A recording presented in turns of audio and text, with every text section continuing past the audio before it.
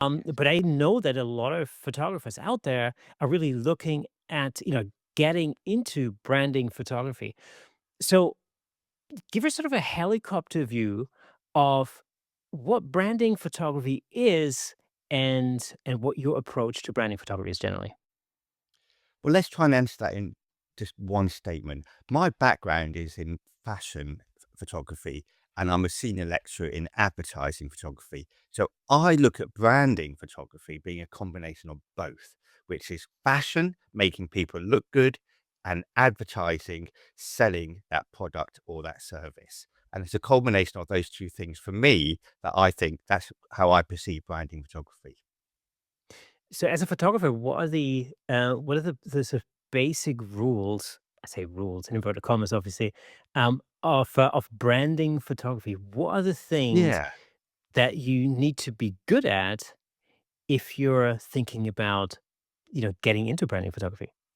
Well, you mentioned at the head of the show there about the visual narrative, the storytelling element of photography, which is, in my opinion, inert. There's one thing that photography is brilliant at is telling stories. You can look at an image, a photograph, and within a second, you've built up a story from that photograph. Whether that's the right story or the wrong story is open to debate, and that's a whole many books have been written about that. But yeah, that's what photography is really good. It's great at getting across a message really quickly. So a rule, if you want a rule for a branding photograph, in my opinion, a branding photograph is something that you can look at and it will tell you everything you need to know about that person, what they do, what values they are, what kind of customers they're looking for, all those type of things packaged in one nice image.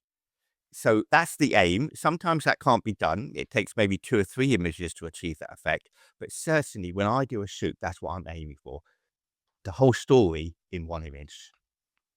I think the question often is, who needs branding photography? Like, does everybody, every business, regardless of what industry they're in, need branding photography, or who's the target audience for that in general?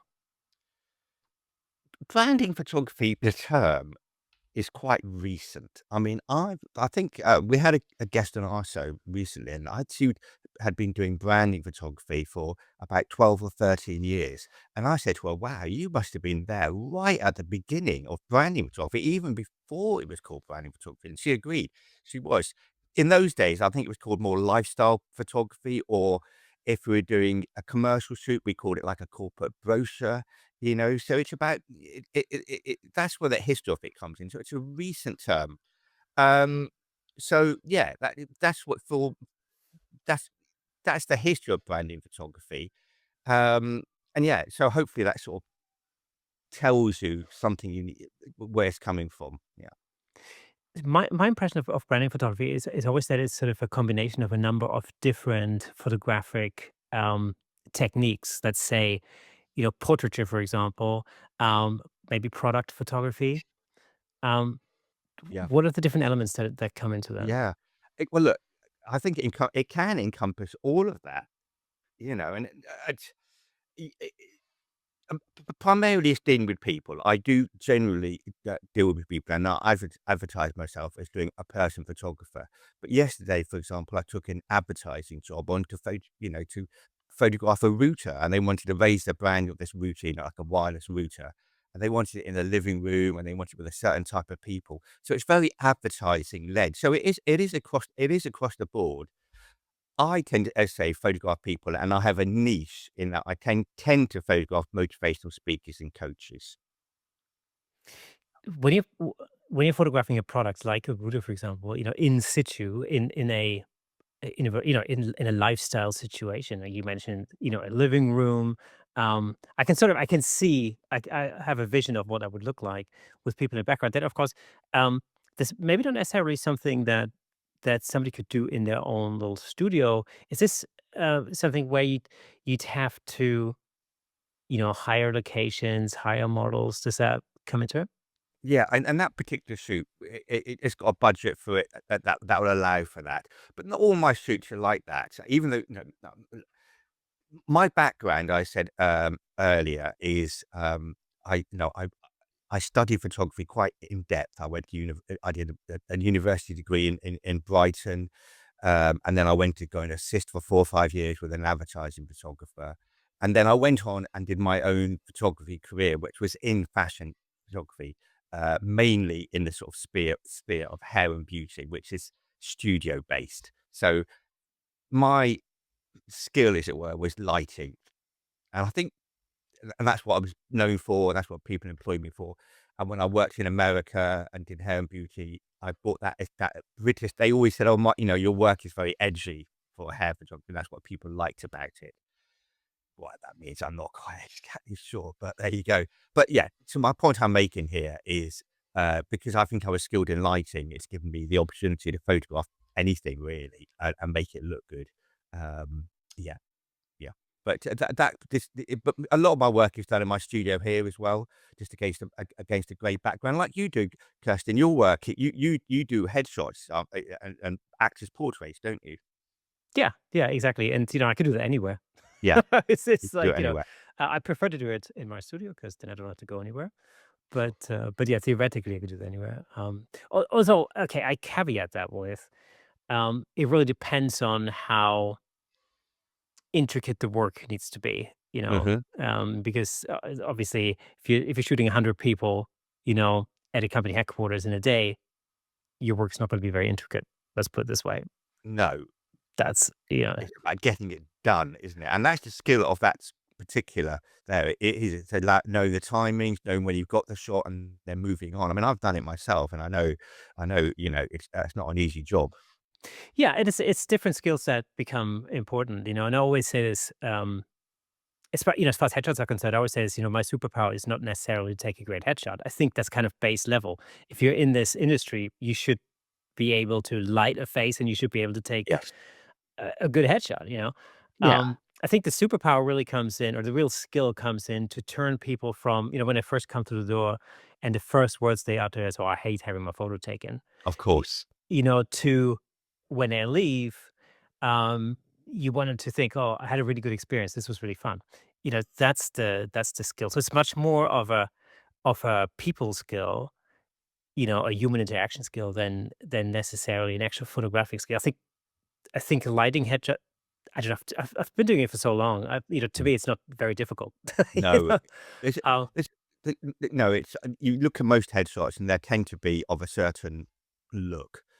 It's the soft box, it's the reflector underneath, it's clamshell lighting, a neutral background, and et cetera, et cetera. But as you say, the skill is in getting people who don't want to be photographed looking looking good or good enough to say, "Yes, I'll sign that photograph off." yeah, Sorry. yeah, and also, I think with headshots in particular, or with like corporate or business portraiture, let's say, the photo has to tell a story. It has a job. Like for an actor, the job is getting the audition. With a business owner, it might be selling their business on their website. So Yes. these are not random portraits where you can be as creative as you want. Headshots in this scenario really have a very specific function. And this is the thing. It's And branding photography, is that dialed up a little bit, if I can say that. So when I'm working, even though I might be doing a headshot of somebody I'm doing a brand shoot with, I can use different types of lighting depending on how I want it to look. I might use a beauty dish with a grid. I might use a softbox, et cetera, et cetera. It's still a headshot, but I can because they got a certain role they're trying to look to fulfill or look they're trying to achieve. I can play around with that to try and get that look. So it gives you a bit more creative control because you've got more time with the person. I guess that's the reason why I've been able to do that. What does your pre-production process look like? Like, let's say you have a new client, doing to hire you for some branding photography. Um, what's the first step? I presume you get to know their brand, you get to know their story, and what's your first step? Yeah, that's a great question. Um, uh, it's changed and I've developed it over the years, and I've actually the way I've developed it is by doing less and less, um, and letting the people making the process as onerous, at least onerous as possible. To make it as painless as possible.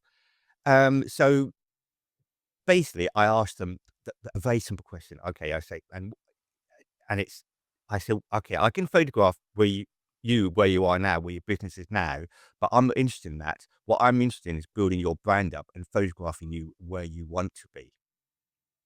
And by simply saying where you want to be, I'm making my photography aspirational. In fact, my tagline is, I take inspirational people and I make them aspirational, or something. I can't understand what it is, but it's something like that. You get the idea. So you're basically adding value, is what you're doing. You're saying, Mm. okay, I've got the ideas and the visual ideas to put you where you need to be. So that's in the initial conversation, people are telling me what they do, and they say, and I'm just looking for key points. Is the shoot going to be inside? Is it going to be outside? Is it going to be a mixture of both? On location, and then clothing and the wardrobe I leave till a later date, till when I've got the contract, then I can start talking about clothing. But in the initial conversation, I'm just planting ideas into the client's mind about how it could look, and how aspirational it's going to be. Does that sort of answer your question? Yeah, absolutely. That's actually it's a really good thing. I'll remember that. This is why I like this show. I learn something every Yeah. day, so that's a really And good. you learn a lot from doing your own podcast, that's for sure. But Absolutely. yes, yeah, and so I guess, and maybe we can unpack this later in the show, but I'm all about ideas. That's my thing, really, and it comes partly from having studied photography so in depth, and also having lectured in it, because I said I was a senior lecturer in fashion and advertising photography. And at university, it's all about ideas. It's all about coming up with, it's not, people, I see a lot of criticisms of universities, photography degrees, people saying, oh, they never taught me how to run a business or how to even operate a camera or whatever. And I get it, but it's not about about that. The uniqueness of a university degree, photography degree, is that it should give you a grounding in good ideas. And good ideas are where the gold is. Certainly moving forward with the problems with AI or whatever it might be, having good ideas. Forget being, a technician or knowing loads of different things about cameras. Forget all that. That's not going to get you work. What's going to get you work is having good ideas. I guess you could reframe it as problem solving. Yeah, because the thing about creativity, really, in that context, is that in a sense, anybody could learn how to operate a camera. It's not really difficult. Virtually, you know, 99.999% of human beings can learn how to drive a car. So driving a car is not that difficult. No. Being a racing driver or Formula One driver is a very Yes. particular skill set that Yes. takes a Very good. lot more in-depth Yeah. training and application and all the rest of it. It's a little bit like that because otherwise everybody would be doing their own branding photography. Why wouldn't they? You know, if it was just a matter of if it was just a matter of pressing a button like you do on an iPhone, for example, to get a halfway decent image, then everybody would be doing it. You Well, know. and that can be part of building your brand up as well. There's nothing wrong with that, but certainly, you don't want it to be just be that. You want to have a mix of smorgasbord of different things really to give a different feeling. But yes, ideas are crucial. Like I know, I mean, I'm going to keep referring back to this, and I talk about it a lot on my podcast. I mean, the podcast I run, Shoot to the Top, is two people. It's myself and Sam Hollis. Sam is an expert marketer. He runs a website company for photographers, and he's brilliant at marketing. And he talks about marketing. I talk about the aesthetics of photography. So there's always a little battle between the two of us about, he's always trying to push the marketing side. I'm always trying to push, oh, you don't need to be marketing. Well, you should be doing more than marketing. You should be learning about photography and taking a good photograph and coming up with good ideas. Yeah, I think that's always the thing. Um, in a world where everybody has an iPhone or everybody has a smartphone, let's say, everybody Yes. has, a camera in their pocket. Um, I bet there are going to be a lot of people out there thinking, well, branding photography it sounds like a fun thing to do, but is it really still relevant? Is it still something that's needed, or is there still a market for it, or is that market declining because of the advent of smartphone cameras, AI, um, and all of that kind of stuff? Thank you so much for tuning in. If you enjoyed that clip, then press here for the full episode in glorious Technicolor. Hey, and don't forget to subscribe.